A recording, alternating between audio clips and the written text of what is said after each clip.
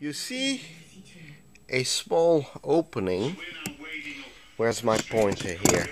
Okay, you see a small opening up here, okay? And through that opening fits this little T-shaped tab on top of the horseshoe. So let me slide it into that spot.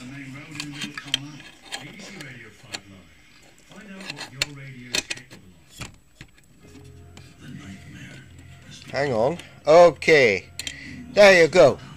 So that's how it sits inside the tube, okay?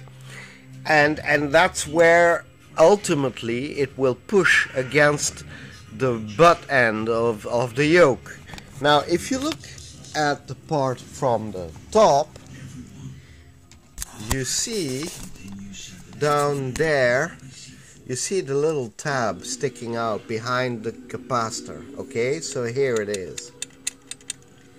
So once the yoke is aligned, and in fact the whole tube is aligned, you tighten this screw all the way in that direction to block the yoke against the bell of the CRT with that horseshoe shaped pusher, okay? Alright, well, here we go. Denmark was the home country of the beautiful new Princess of Wales. The effect of this is basically to set up I have to be a bit careful here because I'm working with a picture tube that might still explode in my face if I'm not careful. And to divide Victoria's family. Yeah. Alex was reported to weep. Okay. Hang on. It needs a bit of coaxing here because it's all very tight in there.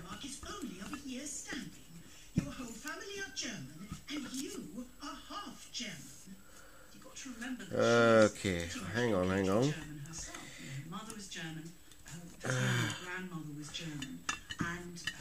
Okay, something is in the way.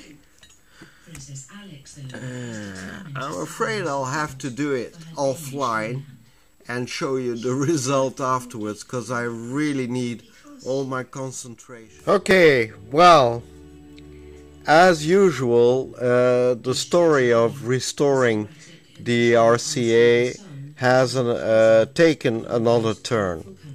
And has thrown a massive spanner in the works, unfortunately.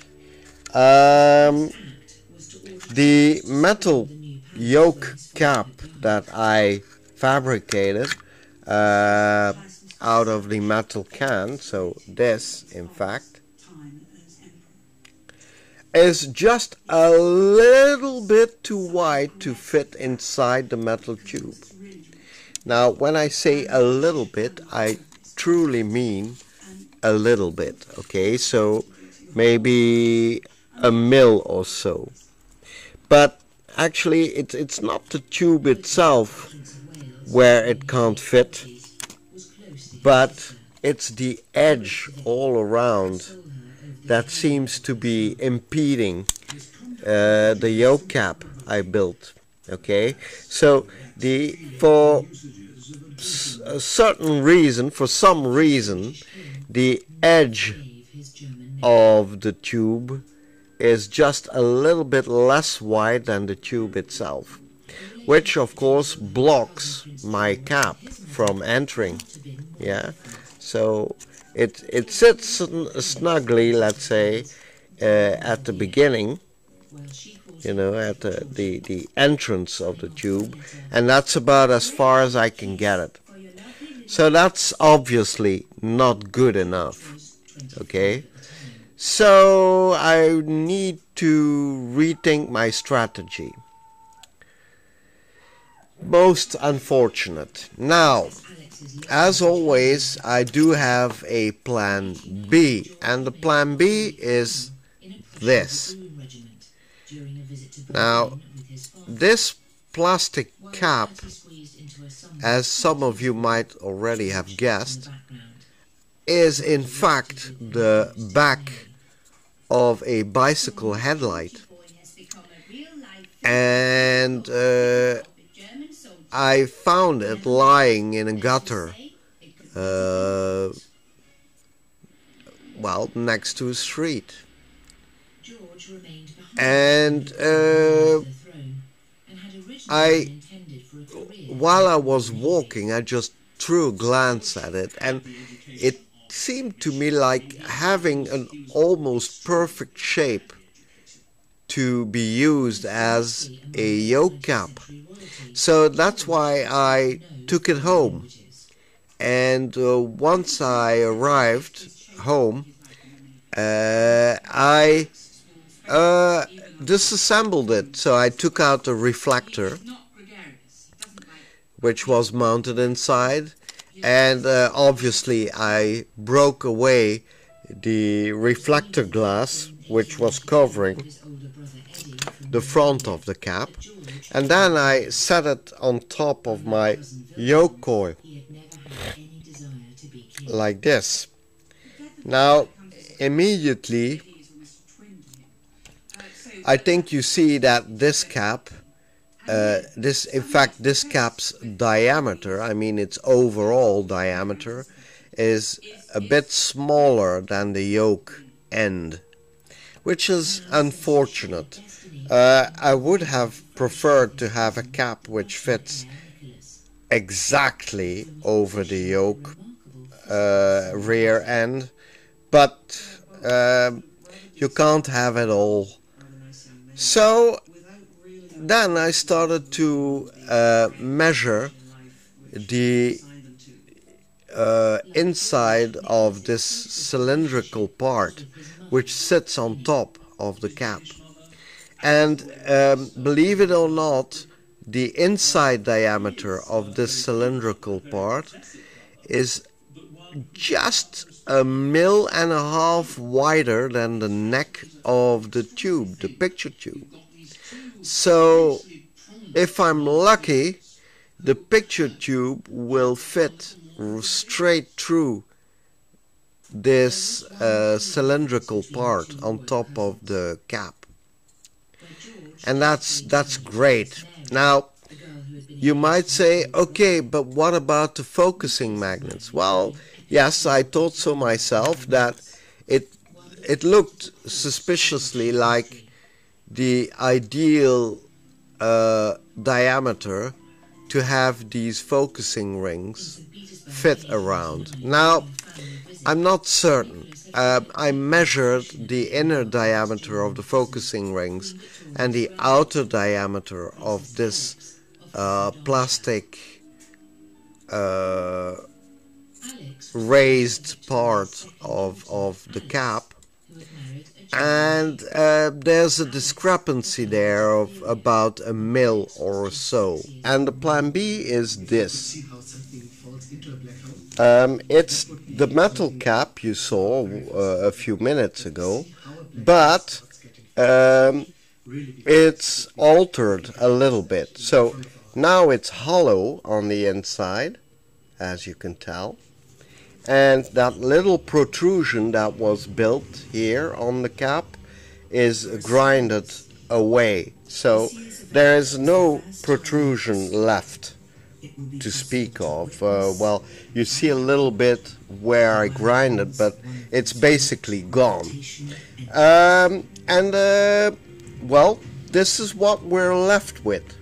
Now, you'll remember that the tip of the cone, so I mean the upper edge of the cone, was a cylindrical shape, which is tapered a little bit wider at the bottom than at the top. Now, it was still too wide to accommodate the focusing rings, yeah, which are magnets basically. So I had to come up with another plan to attach the focusing rings, okay? And the plan I came up with is this. Now, this is not metal. This is metallic tape. You know, something like this. All right? So it's basically aluminum tape, sticky tape, much like the copper tape you see over there, but this is aluminum, that was copper. I took a piece of tape, of aluminum tape, and I took a length which was exactly the circumference of that inner circle. So if you would lay out that circle flat, well, this tape has exactly the same length. Then I did a little trick. So this represents the tape, okay? I could have folded it completely double like this, and it would have made a quite solid wall, which you see here. Okay, it's not rock hard, it's not like a piece of steel or anything, but it's stiff, it's reasonably stiff. Okay, but I had to attach it to the inner wall of the cap. So what did I do? I simply folded the tape like this. So I folded it actually back about 2/3 of its width, leaving about 1/3 of the tape free. So the sticky end really of the tape. So I had something like this. Okay? So I had folded the tape like this, and this was the sticky bit. And then I started to gently fold it into a cylindrical shape and placed it inside the collar, you know, that tapered end of the cap, and started to apply some gentle pressure all around. And there you go. I had fashioned a cylinder which is relatively solid and stiff, around which the focusing magnets did fit. Now that left me with one more problem. And oh yeah, by the way, I know some of you would say, why didn't you simply cut 2 strips of tape and stick them together like that? Well, because if you fold the tape, and since it is aluminum foil, you create a continuous edge, as it were. So not a broken edge, but a continuous edge. And it's far more solid than 2 pieces of tape stuck together. So this is actually much more solid than 2 pieces of tape. Right. Now, what did I do to keep the magnets from sliding off this little tube I had fashioned? Well, basically, I took 2 pieces of the same kind of plastic I used on the metal cap. You know, and this is plastic I recuperated from a blister package. And I only needed 2 little strips, as you can tell, and I bent them at a straight angle, so at 90 degrees angle, and stuck one of them at each side of the cylinder. And then I glued a strip of tape over the little plastic tapes. You see? I think you can see it right there, okay? And that keeps the 2 rings into place, and as you can tell, I can rotate them quite easily, and they don't slide off even if I pull a little bit on them. Okay? They move a little bit, but they stay in place. Right, now, do they fit over the neck of the tube? Well, let's have a look. It would eventually lead to us observing the strange behavior of our own feeding black hole. And yes, indeed, it does. And it fits snugly around the neck of the tube, but not so much so that it's too tight. So there you go. You have a yoke cap which is restored, and the focusing magnets on top, okay, and of course the benefit that the cap is plastic and not metal, and therefore electrically not conductive. Now, there was one little problem left to me, and that was that I need to turn a little bit, I mean really slightly, the yoke coil to align the picture. Now, how would I do that? Well, quite simply, I stuck very narrow pieces or strips of the same kind of tape you see over there, and I crinkled it at regular interval and stuck it on the perimeter of the yoke cap, and it has a little edge, you see, which I can grip and turn. Okay, it's not perfect, but I can grip it with a little bit of force, you know, with a screwdriver. So that's the way I can move it. And anyway, I don't really need to move the yoke that much. We're talking about a few degrees at most. You see the edge of that cap I built for the yoke, okay, and so this slot is where you will turn the whole yoke either clockwise or counterclockwise. So in effect what you see here is the whole cap and the neck of the cap, you know, that cone that sits on top. Now, if I turn the camera a little bit this way, and if I'm a little bit lucky with the light, I can show you right there, okay, here. Let's see if I can find a better angle.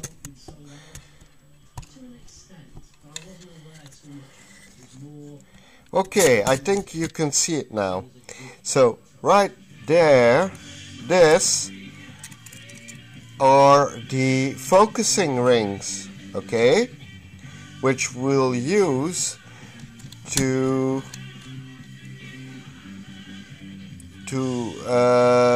focus the image on the CRT, okay.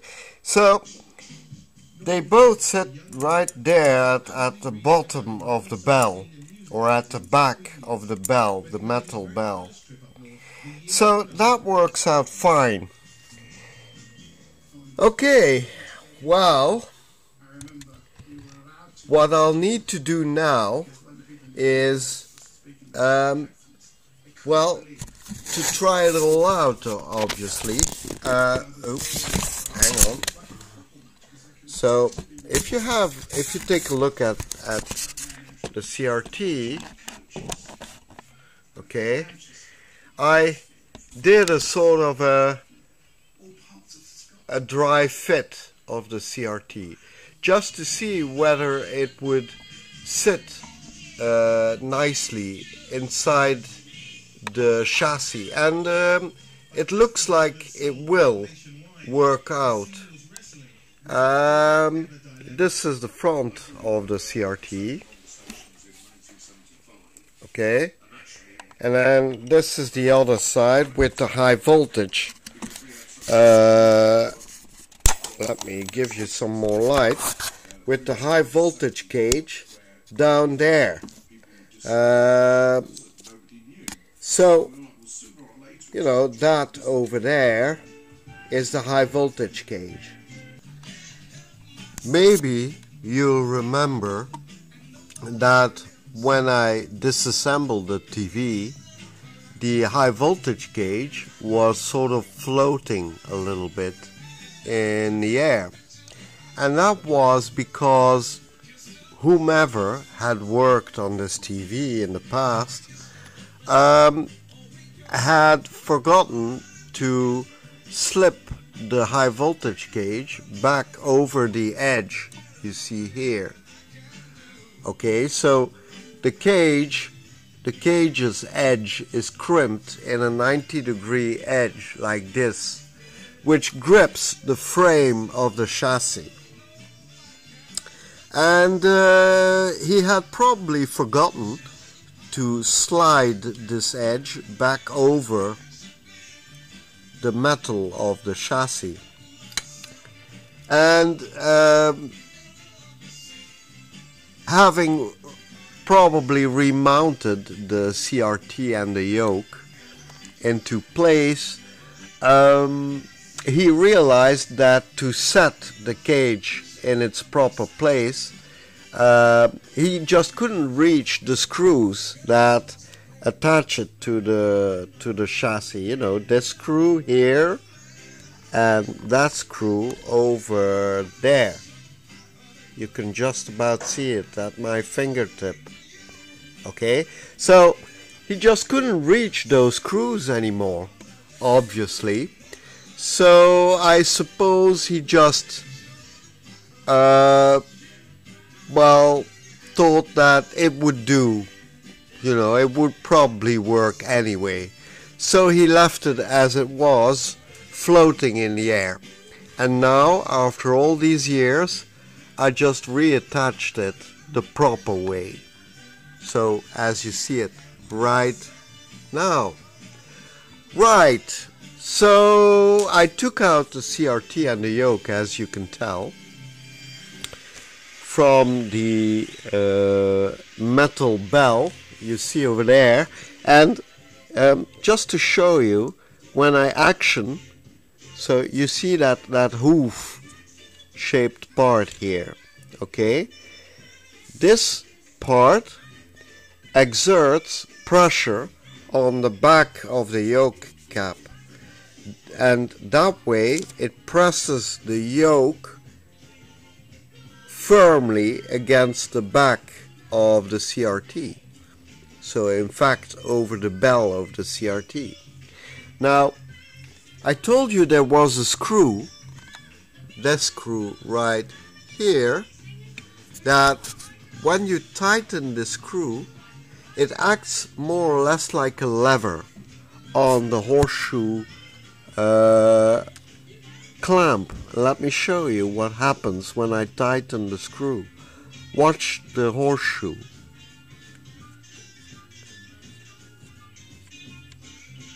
You see? The horseshoe is, as it were, cantilevered forward.